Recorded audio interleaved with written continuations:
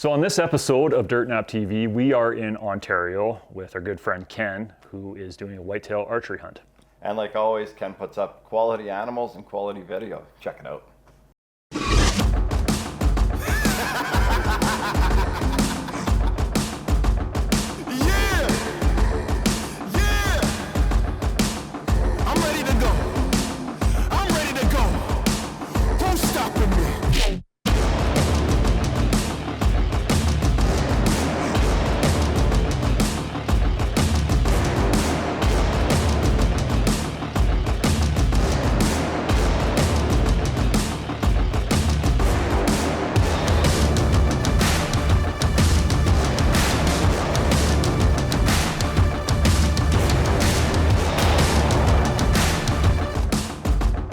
Dirt Nap TV is brought to you by Scree Canada, Extreme Hunting Gear.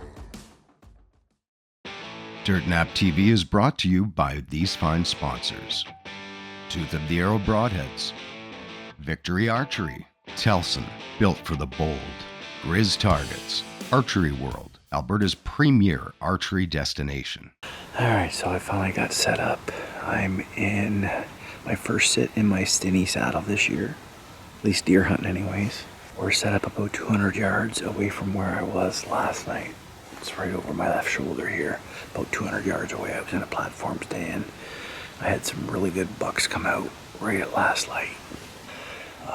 I'm not set up ideally for this. I set this ladder stand up in the summer.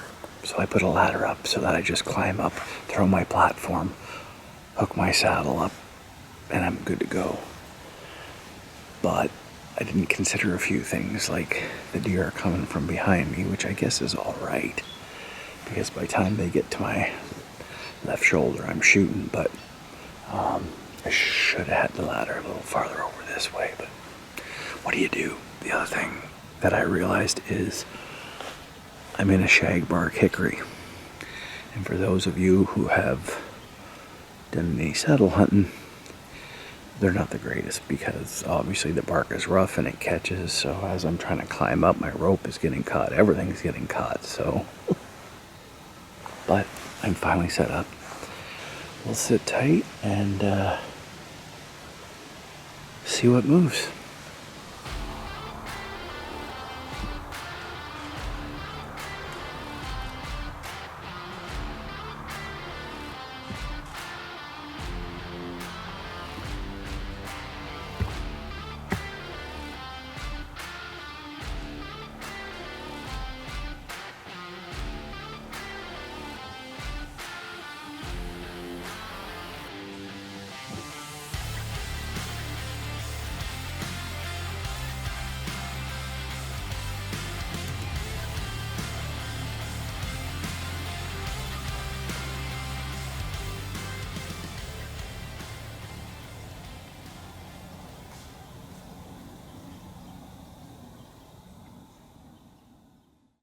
Alright, it is October the 19th.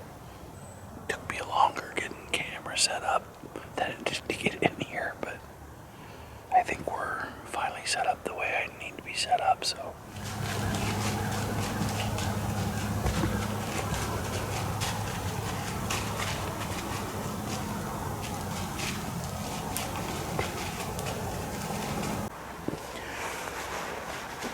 Well, that's exactly what we want one of the big boys to do.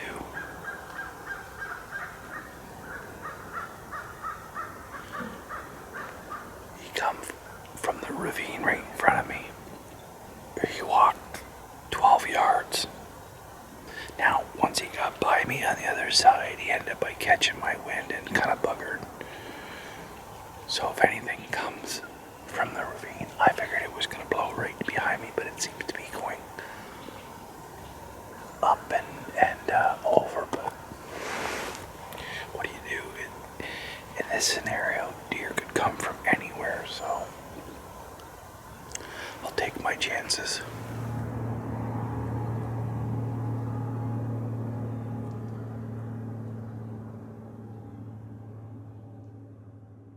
Well, I think we're gonna call her a morning. It's about 10 o'clock. Great morning, still gorgeous. $2, and I seen a doe and a fawn that I didn't get on camera. So all in all, great morning, and it's nice to get out in the morning. So pretty. It is October the 25th. Just got settled into a stand that I put up probably 4 years ago. And this is my very first time sitting in it. We've got a scrape down below us. And there's another scrape, maybe about 100 yards from where I'm at, that I have the Tacticam set up on.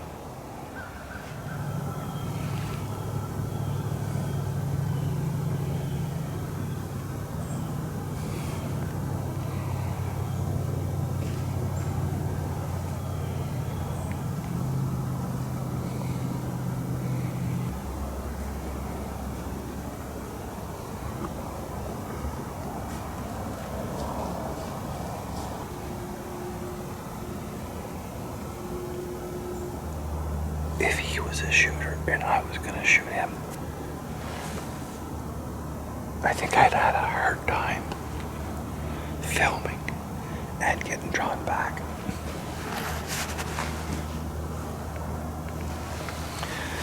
I don't think people understand how difficult it is to self-film. This segment is brought to you by Tacticam, cellular trail cameras.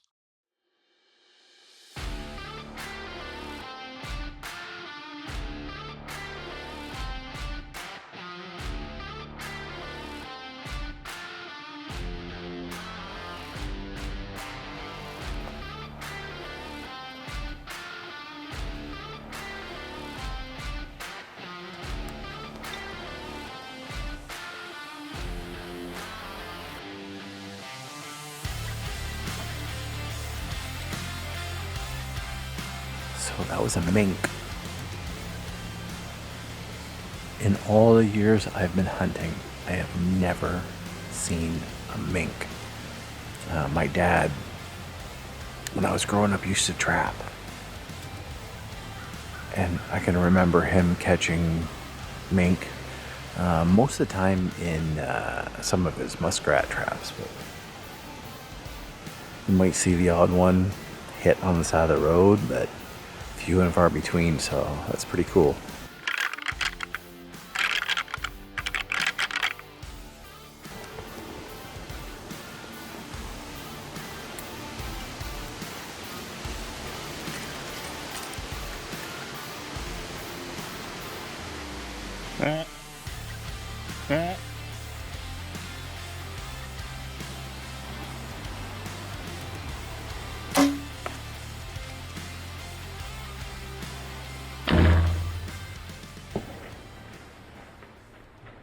So one thing that Ken mentions in this episode is how hard it is to self-film out of a tree stand. We get it all the time. Deer come in, elk come in, you're trying to move the camera, you're by yourself. We do this all on our own, specifically when we're in stands. And it can be so hard to get that moment on camera that you guys all love and capture the shot. But that shot Ken made, oh. Well, looks like I filled one of my tags. Not a monster, but a nice, looks like a clean 8. I actually rattled him in. That's the first time in a long time I have rattled the buck in. It's 5:30. I'm gonna give him probably half an hour, 45 minutes. The shot looked good, maybe a touch forward. But on a good downward angle. I love a blood-soaked Victory arrow. Doesn't get much better than that. All right, so gone about 20 yards, and I'm just starting to pick up decent blood now. So yeah, we'll track it up. It's just starting to get dark now. Decent buck. He ended up by going a total of, maybe about 100 yards, 80 to 100 yards. So shot was good. The victory arrow hit where it was supposed to hit. So pretty pumped. This is my biggest whitetail self-filming. So for anybody who's done any self-filming, you realize it's a challenge for sure. All in all, a good start to the season. Still got a few more tags to fill. So up next, we have our muzzleloader season coming up. That's in another week. So we will be running and gunning with the CVAs, trying to put more big bucks on the ground. It's opening morning of our third gun hunt here in southwestern Ontario. We're set up on a little food plot that I made at this new farm. We're kind of holding off for a big buck, but we'll see. Lots of time yet. Lots of time.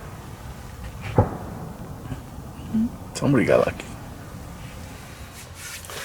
Alright, well, she was a pretty quiet morning. Just had a couple of deer on the outskirts that I never got on video, plus the one that came in, just the doe fawn. This segment is brought to you by PSE Archery, precision shooting equipment. We are on an afternoon hunt at one of my favorite spots. I'm on my platform stand. This is a spot where we have a feeder, a little corn out in front of us. I seen a big 10 point here, early season. Haven't seen it during the rut. No pictures, no trail cameras, nothing. Thought maybe somebody shot it, but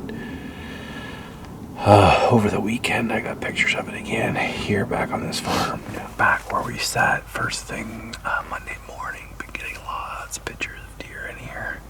A couple of nice bucks this morning, and the weather's been pretty calm and nice, so it's hard to get those bucks on their feet and moving early enough to get to these little food plots and stuff. Well, I probably won't shoot a doe with my muzzleloader. If anything, I'll hold off, and I'm itching to get it killed with my PSC, so. Alright, it is the afternoon of Thursday, December the 7th. Decided to try something different because I got the smoke bowl. There's a couple little ravines and gullies that I've seen deer creeping out on the last couple of nights. So I decided we're just gonna sit on the ground. I got a large tree right beside me here that I've hooked the camera and stuff up to. And I got a blow down behind me. So we'll sit tight, we'll see what happens. Usually these kind of sits aren't that successful because as soon as you move, you're picked, but we'll see.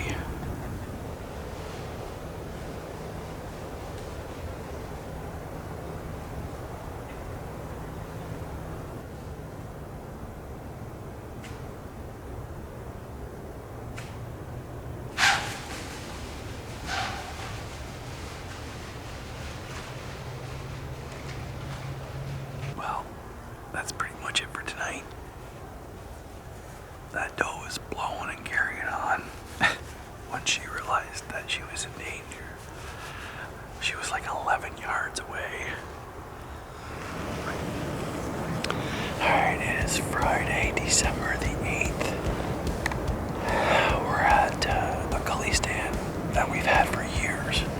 There's a bedding area right up in front. Somebody else is shooting. Bedding area right up in front of us, about 20 yards.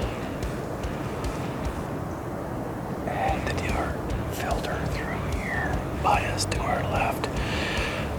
There's a U field right to our right, and sometimes they'll pop out there. I do have a shot out to the field. I'd have to stand up and turn around, but it is an option. Trails look good and muddied up. Wow, these guys are doing a lot of shooting.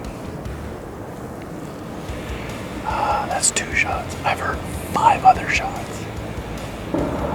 Oh, make that 8 now. Wow.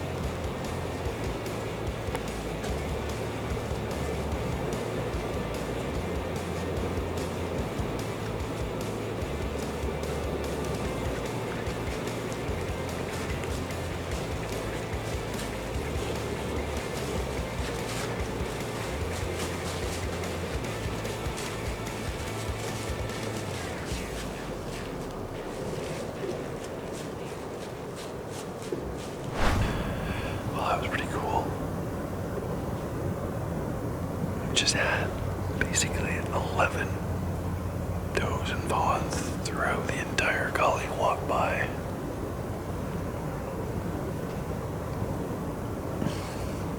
The closest one being about 9 yards.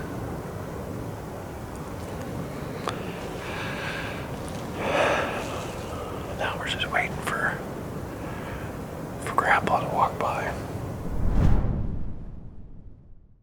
This segment is brought to you by Telson, built for the bold.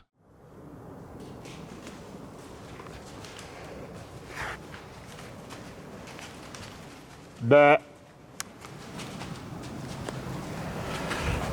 Never fails. I don't know if I got him on video or not, but the big 7-point we've been after was like 30 yards right below me.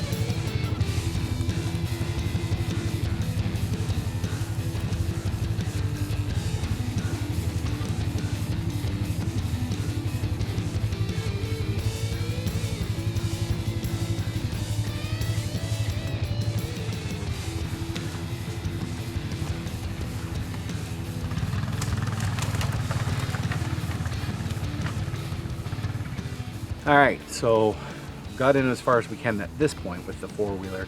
We're just trying to find him, and I can see him down in the creek right there.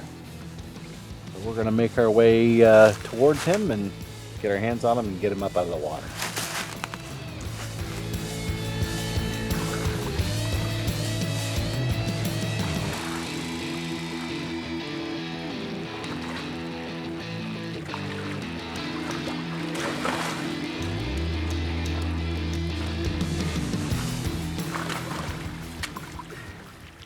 Well, finally got my hands on him. After putting the finishing shot on him, I just backed out and went to go get the side-by-side and everything. We managed to get pretty close to him, but this is an old warrior. We have many trail cam pictures of this guy from this year and last year. He sustained an injury a few years back, and that's why his antlers on the left side always kind of grow a little different. Last year, he looked like a unicorn. He had 3 on the left side, like you see here, only they came straight up.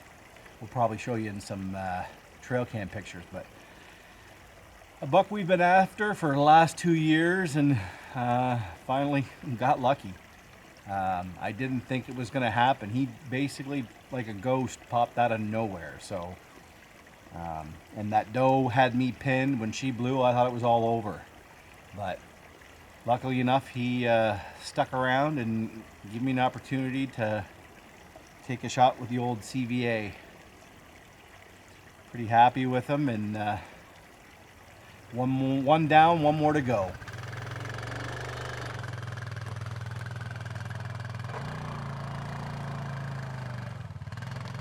All right, well, there's always something satisfying about getting your target buck. Big shout out to Ken.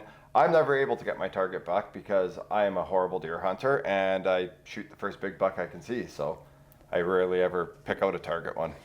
How cool was that, seeing Ken pull that big whitetail out of the creek? If he would have slipped and went underwater or something, it would have been the end of me. I would have laughed for a week and a half. But he didn't. He didn't. Sure-footed like a billy goat. Oh, is he ever? Hey, that's the one thing when people ask us about Ken. Sure-footed. Billy goat. Billy goat, yes. You know, Ken's been up to Alberta now 3 times on elk hunts with us. We've got him on some elk, but I don't ever recall him calling us to come for a deer hunt. And it looks like there's plenty of them over there. Plenty, yeah, a lot. Thanks, Ken. Strange. We'll hit up Wyatt. Yes, we will. Hope you enjoyed this week's episode. Be sure to check us out on all our socials, Facebook, Instagram, YouTube, and give us a like and follow. And we'll see you next week On Dirt Nap TV. Dirt Nap TV is brought to you by these fine sponsors: Battery Boss, Tacticam, Clutch Outdoors, PSE Archery, precision driven.